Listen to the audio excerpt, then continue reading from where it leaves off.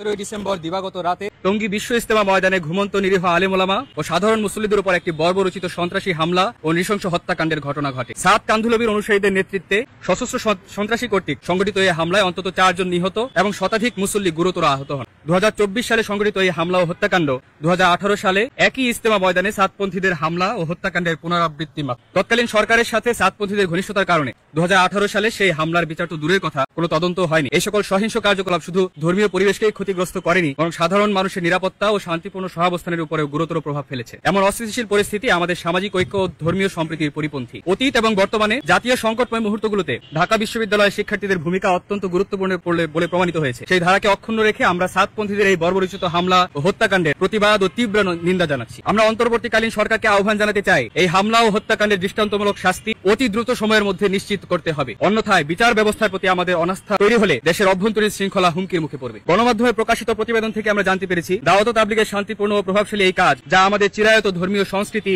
ও ঐতিহ্যের অংশ হয়ে দাঁড়িয়েছে, তাকে বিনষ্ট করতে প্রতিবেশী দেশ সহ আন্তর্জাতিক বিভিন্ন সংস্থার পৃষ্ঠপোষকতায় কাজ করে যাচ্ছে এই সাতপন্থী গোষ্ঠী। 2018 সালে টঙ্গী ইজতেমা ময়দানে হামলা ও সর্বশেষ 2024 সালে 17 ডিসেম্বর দিবাগত রাতের তাণ্ডবের মাধ্যমে সাতপন্থীদের এই ষড়যন্ত্র দেশব্যাপী সাধারণ মানুষের কাছে উন্মোচিত হয়েছে। বৈষম্য বিরোধী ছাত্র আন্দোলনের কেন্দ্রীয় সমন্বয়ক হাসরাত আব্দুল্লাহ ও সার্জিস আলম তাদের মধ্যস্থতার মাধ্যমে সমাধানের পথ খুঁজলেও চিহ্নিত এই সন্ত্রাসী গোষ্ঠীর শান্তির বার্তাকে বৃদ্ধাঙ্গুলি দেখিয়ে বর্বরচিত হামলা ও হত্যাকাণ্ডের পথ বেছে নিয়েছে। বিশেষ এই গোষ্ঠীর অনবরত উগ্রতা প্রশ্রয় দেওয়ার আর কোনো সুযোগ নেই। মধ্যরাতের এই তাণ্ডবের আগের দিন সচেতন ছাত্র সমাজ নামে একটি ভূঁইফোর সংগঠন নিজেদের ঢাকা বিশ্ববিদ্যালয়ের শিক্ষার্থীদের প্রতিনিধি দাবি করে প্রধান উপদেষ্টার বাসভবন প্রাঙ্গণে অবস্থান কর্মসূচি ঘোষণা করে। পাশাপাশি সাত কান্ধুলবিকে কেন্দ্র করে তাদের পেশ করা সকল দাবি রাতের মধ্যে মেনে নেওয়ার হুঁশিয়ারি উচ্চারণ করে। অত্যন্ত দুঃখের সাথে জানাতে হয়, সেই একই রাতে টঙ্গীতে বর্বরচিত হামলা ও হত্যাকাণ্ডের ঘটনাটি ঘটে। আমরা আশঙ্কা করছি এই হামলার পেছনে এই সংগঠনটির সরাসরি সম্পৃক্ততা রয়েছে। আমরা স্পষ্টভাবে জানাতে চাই, এই সংগঠনের সাথে ঢাকা বিশ্ববিদ্যালয়ের সাধারণ শিক্ষার্থীদের কোনো সম্পর্ক নেই। গুটি কয়েক সদস্যের এই বিপথগামী গোষ্ঠী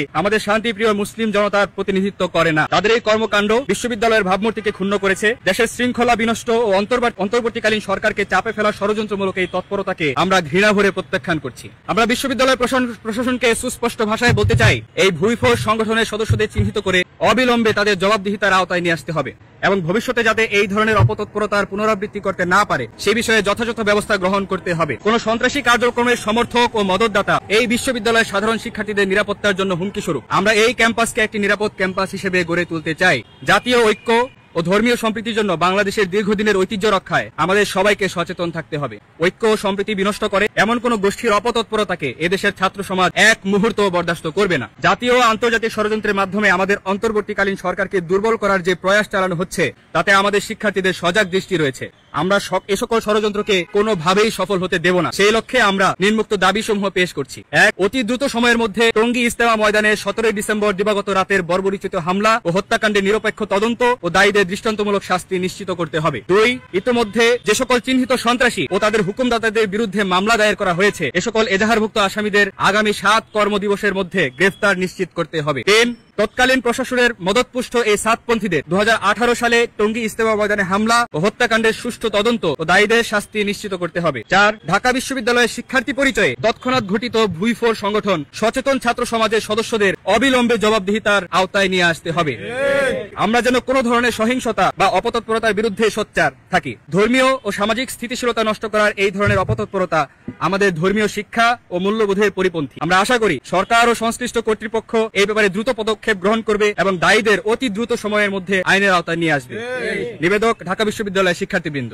আমি মোহাম্মদ জাহিদুল ইসলাম রাকিব, 18-19 সেশন, বিজয় 71 হল, রাষ্ট্রবিজ্ঞান বিভাগ। আমাদের এখানে যে দাবিটা হচ্ছে শুধুমাত্র সাধারণ শিক্ষার্থীদের দৃষ্টিকোণ থেকে। আমরা যারা ঢাকা বিশ্ববিদ্যালয়ে অধ্যয়ন করছি, নিয়মিত ছাত্র আছে, আমরা মনে করছি দেশের এই পরিস্থিতিতে যখন অন্তর্বর্তীকালীন সরকার বিভিন্ন দিক থেকে চাপের মধ্যে আছে, ইন্টারনাল এবং এক্সটার্নাল অনেক ফ্যাক্টরসকে তাদেরকে আসলে ফেস করা লাগছে। তো এই মুহূর্তে যে কোনো ধরনের ধর্মীয় উস্কানি, যে কোনো ধরনের পরিবেশকে ঘোলাটে করার মতো কাজ, এটা আমাদের অন্তর্বর্তীকালীন সরকারের জন্য হুমকি স্বরূপ। তো আমাদের দাবিগুলো দুই দিক থেকে। একটা হচ্ছে অন্তর্বর্তীকালীন সরকারকে আমরা আহ্বান জানাচ্ছি তারা যাতে টঙ্গীর ময়দানে যে একটা নৃশংস হত্যাকাণ্ড হয়েছে সেটা যে কোনো ধর্ম, যে কোনো বর্ণ, যে কোনো স্কুল অফ থটের মানুষ তারা এটার বিচার চাইবে। তো আমরা ওই দৃষ্টিকোণ থেকে সরকারের কাছে প্রথমত যারা দোষী আছে, যারা রাতের আধারে এইভাবে এরকম ভাবে মানুষের উপর অতর্কিত হামলা করেছে তাদের যাতে বিচার আওতায় নিয়ে আসে। দ্বিতীয়ত আমরা একটা বিষয়, এই হামলাটি একদিন আগে দেখেছি যে আমাদের ঢাকা বিশ্ববিদ্যালয়ে মাত্র গুটি কয়েক ছাত্র, যাদের মধ্যে কয়েকজন আছে নিয়মিত ছাত্র, কয়েকজন আছে অনিয়মিত ছাত্র, যাদের পড়াশোনা শেষ হয়ে গিয়েছে। তারা সচেতন ছাত্র সমাজের ব্যানারে এরকম ভাবে প্রধান উপদেষ্টার যে বাসভবন অবস্থান নেবেন এরকম কর্মসূচি দিয়েছেন। তো আমরা আশঙ্কা করছি যে তাদের সাথে এই হত্যাকাণ্ডের একটা সম্পর্ক থাকতে পারে। এছাড়াও বিভিন্ন গণমাধ্যমে যে রিপোর্টগুলো বের হয়েছে ওই রিপোর্টগুলো থেকে আমরা আশঙ্কা করছি ছাত্র সমাজ যে সাদপন্থী যারা আছে তাদের সাথে দেশি এবং বিদেশি বিভিন্ন সংস্থার লিয়াজও থাকতে পারে। তো আমরা আমাদের উদ্বেগের জায়গা থেকে অ্যাজ এ স্টুডেন্ট আমরা অন্তর্বর্তীকালীন সরকারের কাছে এই আবেদনটা জানাচ্ছি, তারা যাতে তাদেরকে দ্রুত সময়ের মধ্যে বিচারের আওতায় নিয়ে এসে সমস্যাটা সমাধান করে। এবং আমরা আমাদের বিশ্ববিদ্যালয় প্রশাসনের কাছে আহ্বান জানাচ্ছি যাতে সাধারণ শিক্ষার্থীদের পরিচয় ধারণ করে পরবর্তীতে দেশে এরকম কোনো সংকটময় পরিস্থিতি কোনো ছাত্র তৈরি করতে না পারে। কারণ আমরা হাজার হাজার ছাত্র জীবন দিয়ে দেশকে স্বাধীন করেছি, আমাদের কাজ হচ্ছে দেশে শান্তি শৃঙ্খলা ফিরে নিয়ে আসা, কোনোভাবেই ধর্মীয় সম্প্রীতি নষ্ট করা আমাদের কাজ নয়। প্রথম যে প্রশ্ন আপনি করেছেন সেটা হচ্ছে বাংলাদেশে ইজতেমা হবে কি হবে না, সেটা হচ্ছে যারা নীতি নির্ধারক আছে, আমরা এটার অথরিটি না। অ্যাজ এ জেনারেল স্টুডেন্ট এটার ডিসিশন দেওয়ার আমরা কেউ না। বাংলাদেশে ইজতেমা হবে কি হবে না, ইজতেমা সংক্রান্ত মেহনতগুলো যারা ইন্তজাম করছেন, যারা আয়োজন করছেন, এটা তাদের বিষয়। আপনার প্রথম যে কোয়েশ্চেনটা, দ্বিতীয় আপনার যে কোয়েশ্চেনটা ছিল সেটা হচ্ছে ওলামায়ে কেরাম গত 16 বছর ফেসিবাদী সরকার যখন ছিল তারা বিভিন্নভাবে জুলুম নির্যাতনের শিকার হয়েছে, এটা আসলে অস্বীকার করার সুযোগ নাই। এখন আমরা স্বাধীনতা উত্তর আমরা যে দেশ পেয়েছি, যেটা ছাত্রদের রক্তের বিনিময়ে অর্জিত হয়েছে, আমরা আশা করছি স্বাধীন উত্তর দেশে ওলামায়ে কেরাম যাদের টেক্সচুয়াল নলেজ আছে, যারা ধর্ম সম্পর্কে একটা হলিস্টিক নলেজ রাখে, তারা তাদের কাজগুলো স্মুথলি করতে পারবে। সাধারণ ছাত্র হিসেবে আমরা এটা আশা করছি।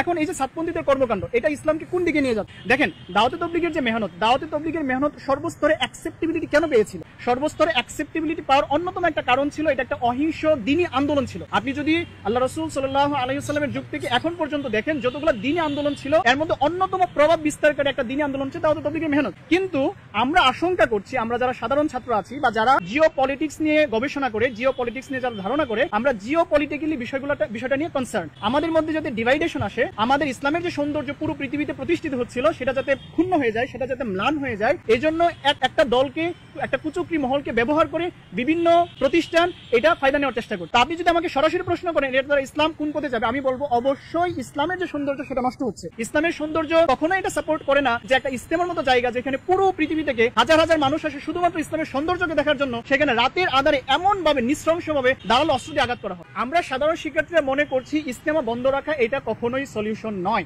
ইজতেমা বন্ধ রাখা কেন সলিউশন নয়? কারণ আমাদের ইজতেমা শুধুমাত্র 3 দিনের একটা জমায়েত নয়, ইজতেমার সাথে পুরো 1 বছরের মেহনত সম্পৃক্ত থাকে। ইজতেমার কনসেপ্ট আগে বুঝতে হবে। ইজতেমার আগে 40 দিন বা একটা নির্দিষ্ট সময় আগে আমাদের 5 দিনের একটা জোর হয়। সেই 5 দিনের জোর থেকে হাজার হাজার জামাত আল্লাহর রাস্তায় বের হয়। ওই জামাতগুলা মহল্লায় মেহনত করে হাজার হাজার জামাত তৈরি করে ইজতেমার মাঠে নিয়ে আসে। তো ইজতেমার মাঠের যে মূল ফাংশনটা হয় সেটা হচ্ছে ওই মাঠে হাজার হাজার জামাত তারা বিদায়ী কথা শুনে, বিদায় ইনস্ট্রাকশন গুলো শুনে তারা বাড়িতে ফিরে যায়, আর ওইখান থেকে হাজার হাজার জামাত আল্লাহর রাস্তায় বের হয়, সেটা দেশে এবং দেশের বাইরে ইন্টারন্যাশনাল এরিয়াতেও যায়। এছাড়া ইজতেমার মাঠে আমাদের পরবর্তী 1 বছর মেহনত কি হবে এই বিষয়ে গুরুত্বপূর্ণ পরামর্শ হয়। এছাড়াও স্পেশাল অনেক সেশন থাকে, যেমন ছাত্রদেরকে নিয়ে আলাদা বসা হয়, ডাক্তারদেরকে নিয়ে আলাদা বসা হয়, ওলামায়ে কেরামকে নিয়ে আলাদা বসা হয়, বদির যারা আছে তাদেরকে নিয়ে আলাদা বসা হয়, যারা অন্ধ থাকে তাদেরকে আলাদা বসা হয়। তার মানে ইজতেমা শুধুমাত্র 3 দিনের একটা জমায়েত নয়। তো তাদের একটা বিচ্ছিন্ন ঘটনার কারণে ইজতেমার মতো একটা গুরুত্বপূর্ণ বিষয় যেটা ধর্মীয় দিক থেকে এবং জিও পলিটিক্যালি বাংলাদেশের যে ভাবমূর্তি সেটা পুরো পৃথিবীর কাছে তুলে ধরেছে, সেটা ইজতেমা বন্ধের মাধ্যমে আসলে সলিউশন হচ্ছে না। এখন সলিউশন কি হবে প্রশ্নটা আসতে পারে। এইটা সলিউশন দেওয়ার অথরিটি আমরা নয়। সলিউশন কি হবে সেটা যারা ইন্তজাম করছে, যারা এটার সাথে সংশ্লিষ্ট, তারা চিন্তা করবে। কিন্তু এজ এ